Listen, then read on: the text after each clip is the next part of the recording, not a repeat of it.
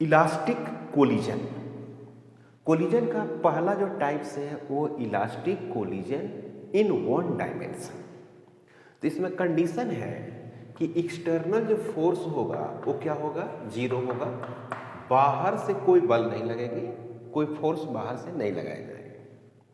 तो मोमेंटम जो होगा वो कांस्टेंट होगा, मोमेंटम कांस्टेंट। इसका मतलब हुआ कि जो P इनिशियल है वो P फाइनल क्या होगी, बराबर होगी। और साथ में क्या होगी, एनर्जी, टोटल एनर्जी जो होगी वो कांस्टेंट होगी। याद रखेंगे इस बात को कि अगर एक्सटर्नल फोर्स जीरो है तो उसकी लीनियर मोमेंटम कंजर्व रहेगी और टोटल एनर्जी भी क्या रहेगी, कंजर्व रहेगी। दो बातें ध्यान रखना है, काफ़ी इंपॉर्टेंट है। अब हम क्या करते हैं बात को इलास्टिक कोलिजन में कि यहाँ पे एक ब्लॉक ले लेते हैं, एक ब्लॉक यहाँ पे, एक ब्लॉक जो है, दो ब्लॉक यहाँ पर हो गया, फिर यहाँ पर और फिर यहाँ। ये हो गया M1, ये M2, M1 और M2, ये हो गया M1, ये हो गया M2। क्लियर? ये हो गया आपको U1, ये क्या हो गया आपको U2। U जो हुआ ड्यूरिंग कांटेक्ट हुआ, ये हो गया आपको टकराने के बाद V1 और ये हो गया आपका टकराने के बाद V2।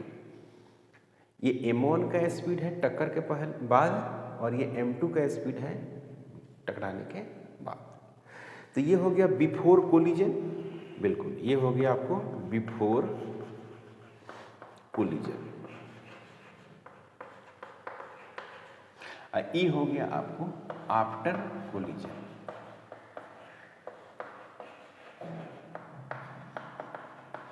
After collision. तो इसमें पहला यही करना है कि बिफोर कोलिजन का मोमेंटम और आफ्टर कोलिजन का मोमेंटम को बराबर करना है। तो यहाँ पर हो गया M1 U1 प्लस क्या हो गया M2 और U2 इजिकल टू M1 और V1 प्लस M2 और V2। ये बात हो गई है ना। M1 U1 plus M2 U2 is equal to M1 V1 plus M2 V2। ये मोमेंटम के अकॉर्डिंग हमने इक्वेशन लिखा, मोमेंटम के अकॉर्डिंग। इसी में लिख सकते हैं क्या, एनर्जी लिख सकते हैं, एनर्जी इनिशियल, एनर्जी क्या हो गया फाइनल। तो यहाँ पर लिखेंगे कि 1/2 M1 U1 का स्क्वायर प्लस 1/2 M2 और U2 का square is equal to 1/2 M1 V1 का स्क्वायर प्लस 1/2 M2 और V2 का स्क्वायर। इस तरह से आप लिख सकते हैं। एनर्जी टोटल कंजर्व करा सकते हैं, मोमेंटम टोटल कंजर्व करा सकते हैं। अब इसमें क्या दिया हुआ है और क्या कैलकुलेट करना है, इन दोनों इक्वेशन के हेल्प से आप सवाल को सोल्व कर सकते हैं। जैसे अगर हम बात करें कि दो ब्लॉक हैं, एक ब्लॉक जो है वो रेस्ट में है और दूसरा क्या है, मोशन में है। पहला ब्लॉक रेस्ट में है। जैसे सपोज दैट कि हम ऐसे बात करते हैं कि ये है आपका M, ये M है और दूसरा ये क्या हो गया, ये भी क्या है, M है और ये रेस्ट में है, ये U से है ना, और ये रेस्ट में है। तो हमको ये बताना है कि इसका वेलोसिटी V1 क्या होगा और फिर V2 क्या होगा, ये बताना है। सपोज दैट हमारे पास ऐसा क्वेश्चन है कि दोनों का मास इक्वल है और दूसरा ब्लॉक रेस्ट में है। तो हम ये जानना चाहते हैं कि टक्कर के बाद इनकी वेलोसिटी क्या होगी। लेकिन ये तो हम सोच सकते हैं कि टक्कर के बाद, कोलिजन के बाद जो पहला का वेलोसिटी है वो V1 और दूसरा का V2, ऐसा हमने माना।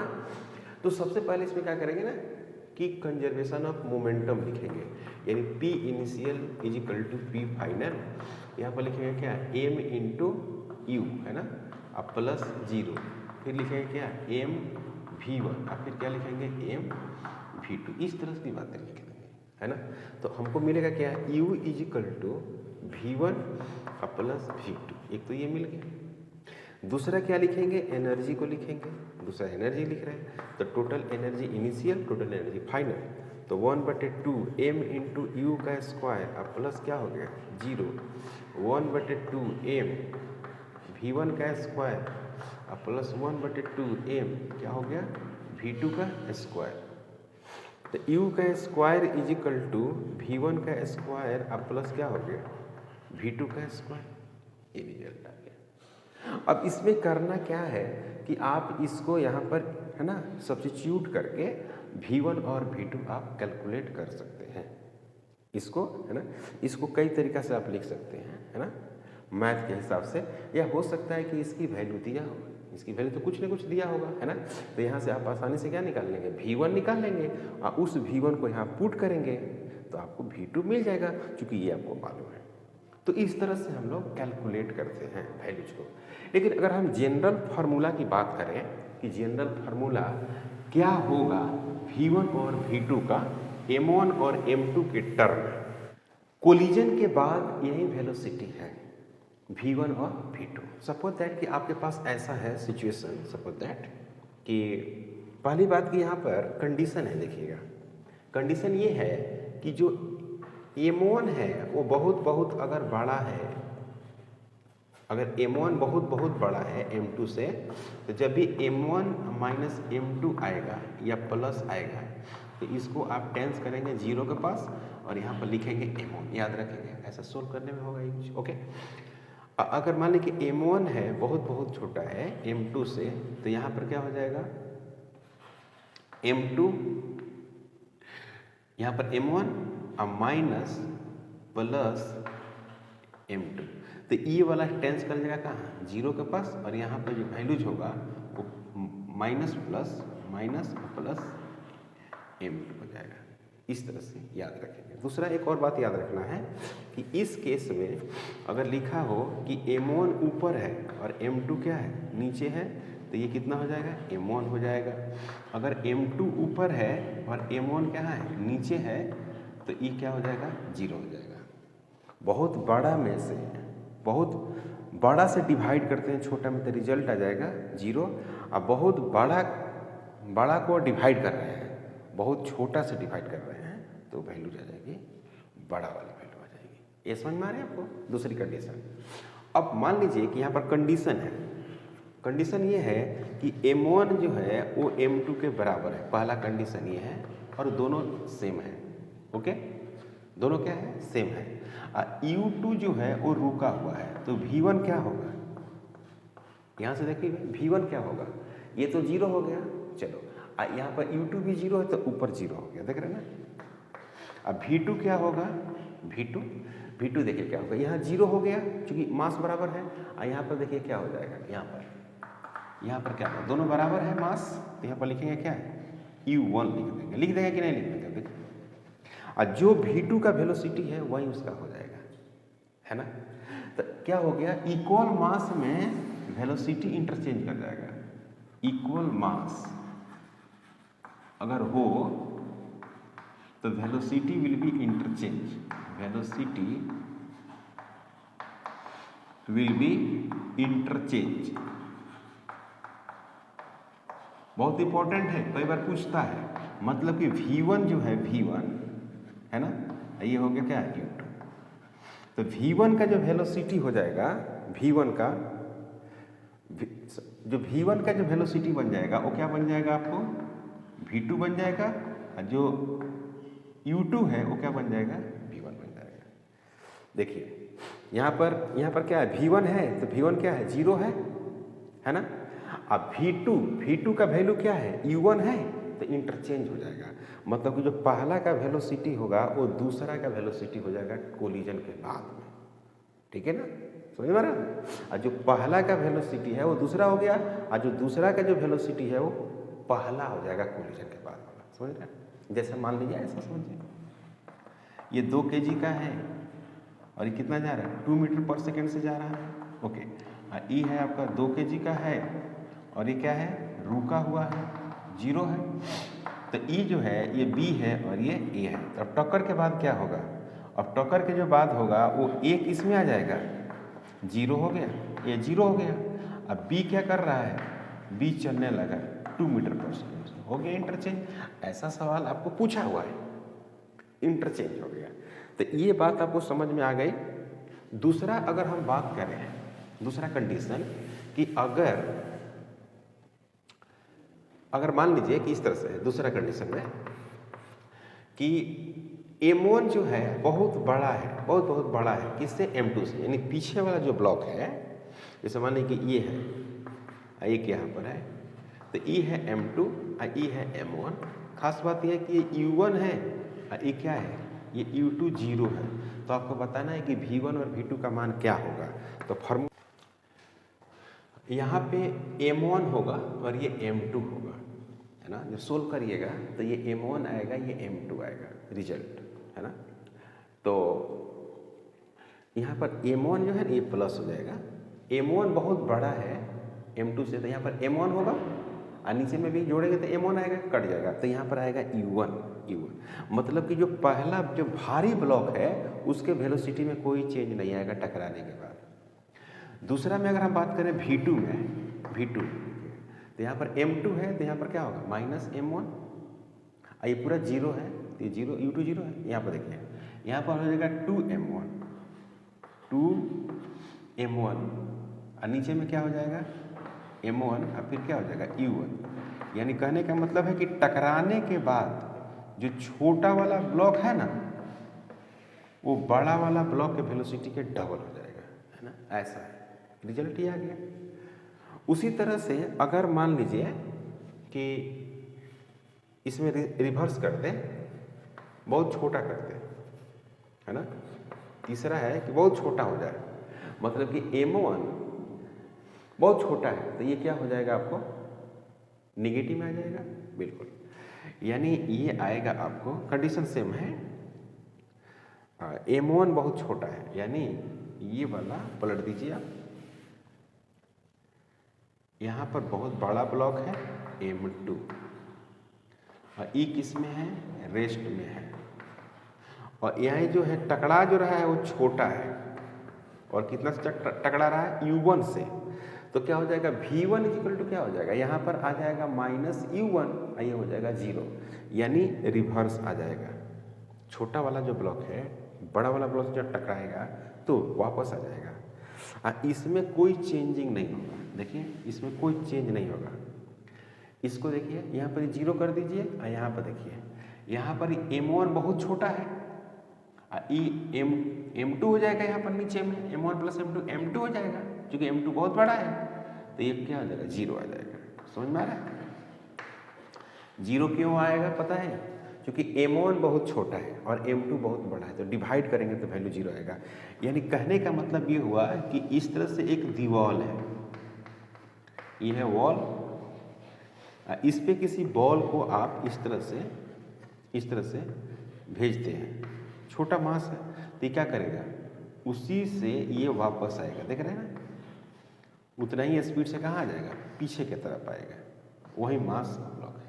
तो इस तरह से आप दीवार पे जो कोलिजन कराते हैं, दीवार पर जब किसी बॉल को फेंकते हैं तो कोलिजन होता है, तो उस तरह की बातें हम लोग करते हैं।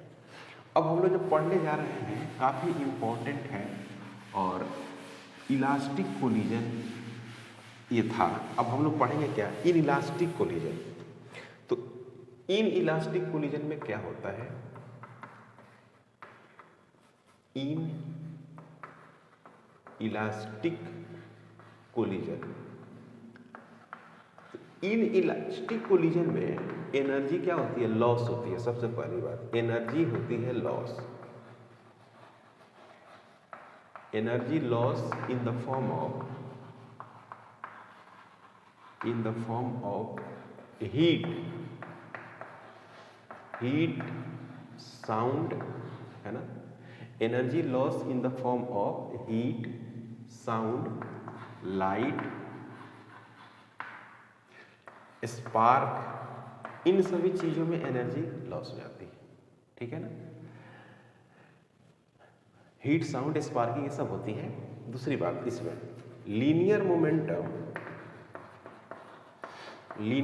Momentum of system, momentum of system conserve रहती है। Linear momentum of system conserve,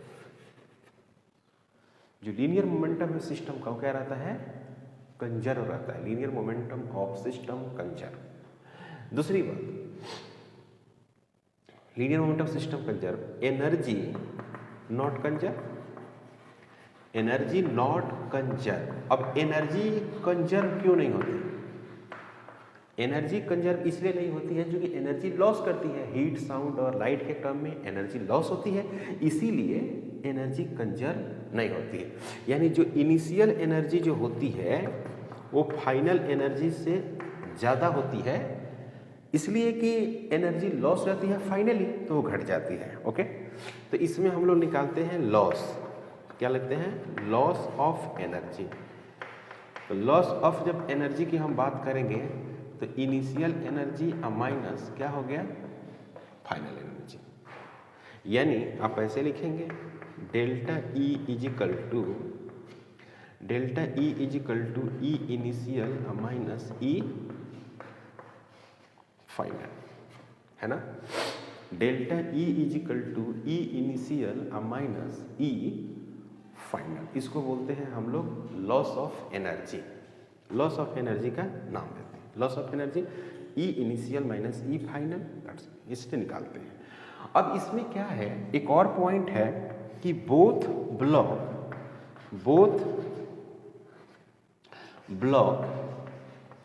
stick, both block stick and moves together,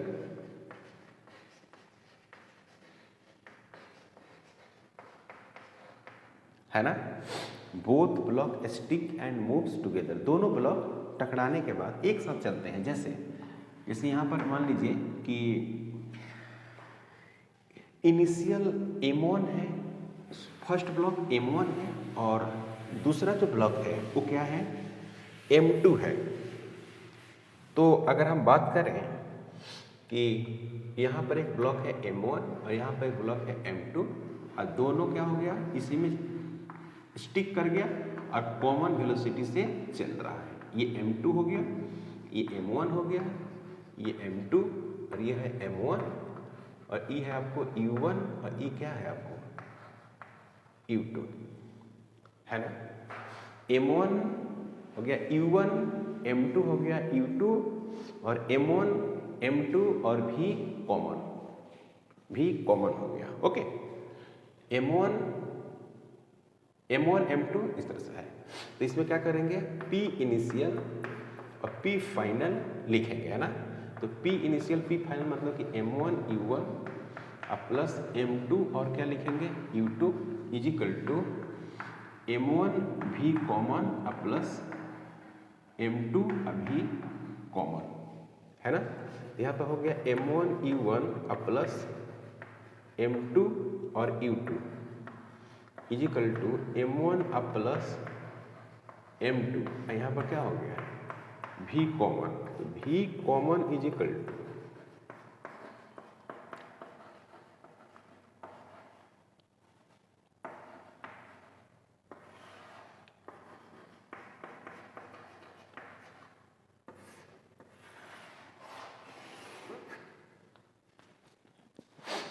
भी common is equal to M1 U1 plus M2 U2 divided बटे M1 प्लस M2। ये हो गया common velocity, है ना। Common velocity after collision, common velocity after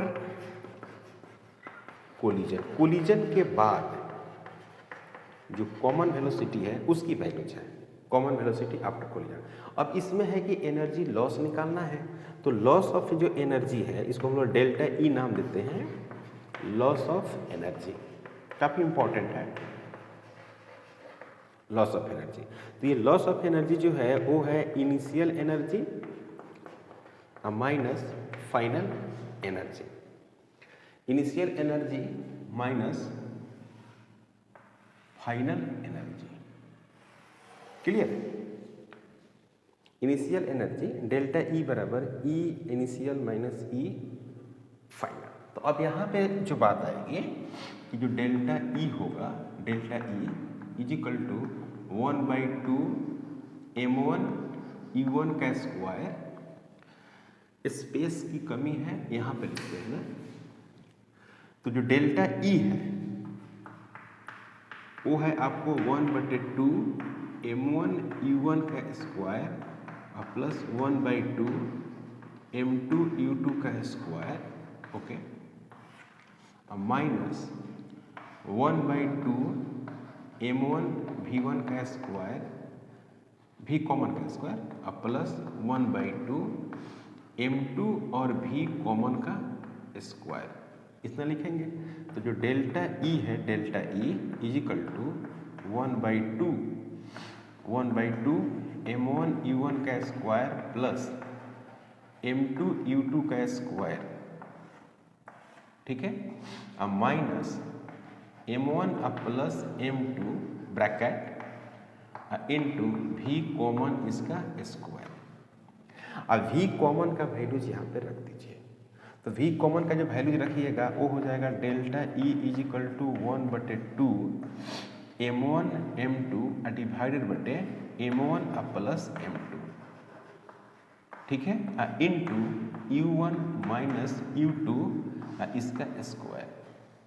तो u1 is equal to अगर u2 हो, मान लीजिए if u1 is equal to u2 बराबर u हो, नो कोलिजन होगा, no collision, no loss, no loss of energy,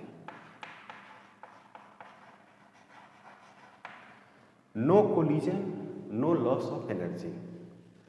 if u1 is equal to u2 is equal to अगर u है तो no collision, no loss of energy, नहीं collision होगा और नहीं लॉस ऑफ एनर्जी। क्लियर है? अगर मान लीजिए कि किसी भी कंडीशन में अगर u1 बड़ा हो, u1 क्या हो, बड़ा हो u2 से, तो होगी ही होगी। अब मान लीजिए u2 बड़ा है u तो फिर टकराएगी नहीं, है ना। तो इसका मतलब ये हुआ कि अगर हम बात करें if m1 is equal to m2, इस तरह से कई बार पूछा है m हो, है ना, u1 is equal to u हो और u2 इज इक्वल टू क्या हो, 0 हो, जनरली ऐसे ही पूछता है। तो जो लॉस ऑफ एनर्जी होगी वो होगी 1/2 into m into m divided बटे m प्लस m, ऐसा है ना। यहाँ पर क्या होगी u इसका स्क्वायर, ओके, u माइनस 0 इसका क्या होगा, स्क्वायर होगा। तो यहाँ पर क्या होगा, m का स्क्वायर डिवाइडेड बटे 2 इंटू 2m होगा, u का स्क्वायर होगा। तो यहाँ पर क्या हो गया, 1/4 होगा, m होगा और u का स्क्वायर होगा। इस तरह की बात है। ये हो गई लॉस ऑफ एनर्जी, मतलब कि लॉस नहीं है ना। अब कितना परसेंटेज लॉस अगर आप बात करते हैं तो E जैसे हो गया E initial minus E final is equal to delta E लिखे, तो ये हो गया लॉस ऑफ एनर्जी। तो लॉस ऑफ एनर्जी और परसेंटेज लॉस अगर हम बात करें, परसेंटेज लॉस, इसको क्या करेंगे, डेल्टा E को 100 से क्या करेंगे, मल्टीप्लाई करेंगे। डेल्टा E को 100 से मल्टीप्लाई करके और परसेंटेज नाम दे देंगे। ये समझ में आया आपको? अब इसी तरह से हम लोग काफ़ी क्वेश्चन बनाते हैं इसमें। अब आप इस कोलिजन का बहुत सारे क्वेश्चन कर सकते हैं, इलास्टिक वाला या इन इलास्टिक वाला, मतलब कि 1 डायमेंशनल कोलिजन का क्वेश्चन काफ़ी आसानी से सोल्व कर सकते हैं। जैसे मान लीजिए कि मैक्सिमम कंप्रेशन की अगर बात करें, maximum compression,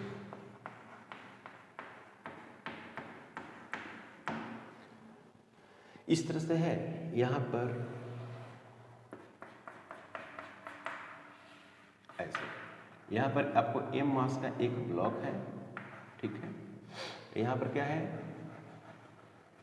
spring constant K है और ये रेस्ट में है, रेस्ट में है, और यहाँ से ये आ रहा है, ओके। m मास का इक्वल ब्लॉक है, ये U से आ रहा है। अब इसके बाद ये आया यहाँ पर, उसके बाद क्या हुआ, उसके बाद हुआ कि ये जो है ऐसे है, ऐसे, ये हो गया क्या, K हो गया, K, है ना। और इस तरह से U ऐसे चल रहा है, ऐसे ऐसे इस तरह से जा रहा है ऐसे, है ना। तो ये हो गया K और ये हो गया M, इस तरह से जा रहा है ऐसे। और इसमें क्या हो गया, कंप्रेस कर गया। अब कंप्रेस करके कैसे चल रहा है, ये कॉमन वेलोसिटी से चल रहा है, और ये मैक्सिमम कंप्रेशन हो गया। जब सांस चलने लगेगा तो समझना है कि कंप्रेशन क्या हो गया, मैक्सिमम हो गया, मैक्सिमम कंप्रेशन हो गया। तो सबसे पहला जो काम करेंगे, पहला बात कि स्प्रिंग का मास नहीं होता, तो जिसका मास नहीं हो सकता है उसका दो चीज़ें नहीं हो सकती है, एक तो उसकी काइनेटिक एनर्जी नहीं हो सकती है, और दूसरा उसका मोमेंटम नहीं हो सकता है। दो चीज़ों को ध्यान रखना है जब मास की बात रहे। तो स्प्रिंग में बहुत सारे बच्चे ये सोचने लगते हैं कि स्प्रिंग का काइनेटिक एनर्जी क्या होगा, नहीं, इसका सिर्फ पोटेंशियल एनर्जी होगा, एनर्जी कंजर्वेशन लगाएंगे तब। जब मोमेंटम की बात करेंगे तो सिर्फ मास और वेलोसिटी की बात करेंगे। तो इसमें क्या हो गया, मोमेंटम कंजर्व रहेगा। पहला पॉइंट कि मोमेंटम कंजर्व, यानी P जो इनिशियल है वो क्या रहेगा, P फाइनल के बराबर होगा। तो P इनिशियल, तो P इनिशियल का मतलब लिखे हैं क्या, M इंटू यू, ये रुका हुआ है। चलिए फाइनल में क्या है, M common plus M common, ठीक है।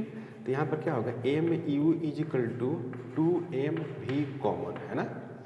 तो V जो कॉमन होगा वो क्या होगा, M U डिवाइडेड बटे 2M, है ना। M से M कटेगा, तो जो V कॉमन होगा इजिकल टू U डिवाइडेड बटे 2 होगा,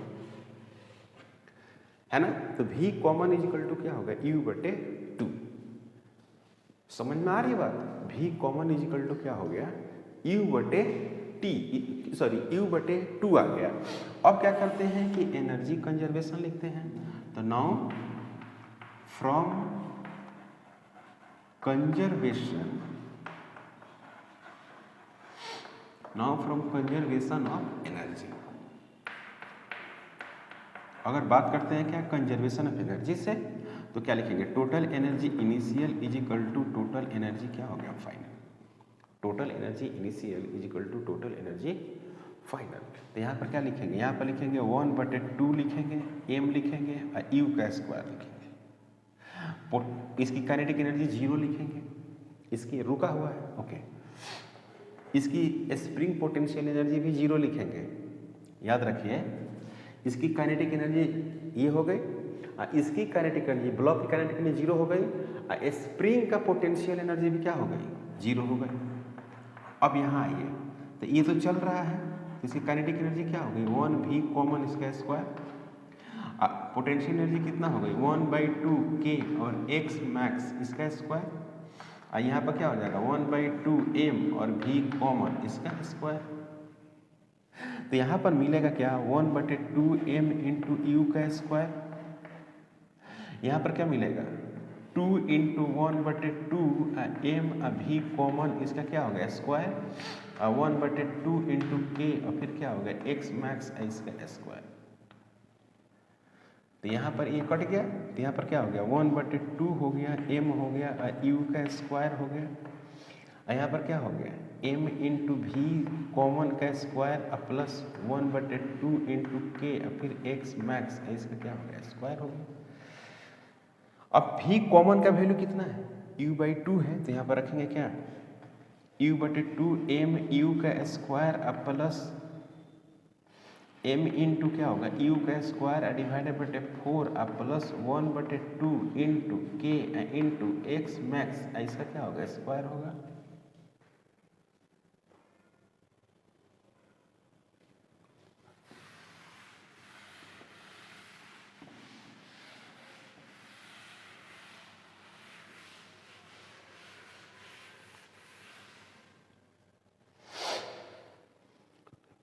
तो तो यहां पर क्या हो गया, m हो गया, mu स्क्वायर डिवाइडेड बाई 4 होगा।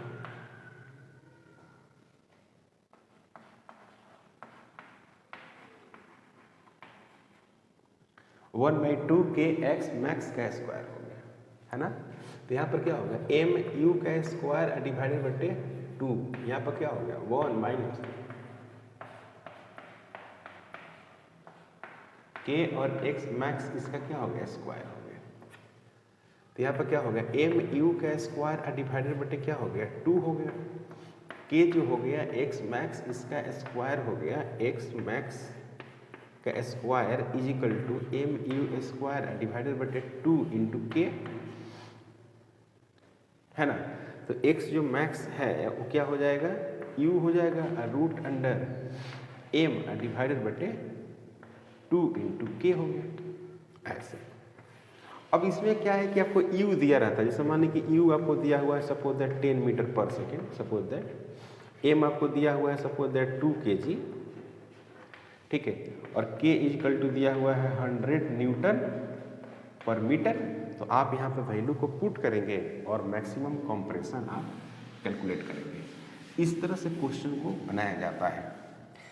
तो यहाँ पर अगर हम हमको लिखें x का वैल्यूज, तो u का वैल्यू आप यहाँ पर 10 रखें और क्या लिखें m का वैल्यू लिखें 2, और यहाँ पर क्या है 2 इंटू के 100, ये कटेगा तो यहाँ पर हो गया 10 और यहाँ पर हो गया 100 का रूट कितना होगा 10 होगा, तो ये हो जाएगा।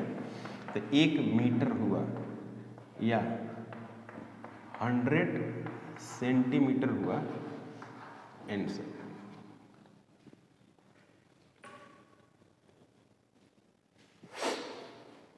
टेन बटे 10 ये 1 आ गया, तो ये हो गया मैक्सिमम कंप्रेशन। ठीक है ना भाई, क्लियर है ना। आज का क्लास में यहीं पे स्टॉप करते हैं, मिलते हैं नेक्स्ट क्लास में। अगर आप हमारे चैनल पर नए हैं प्लीज़ सब्सक्राइब करें, शेयर करें। Thank you.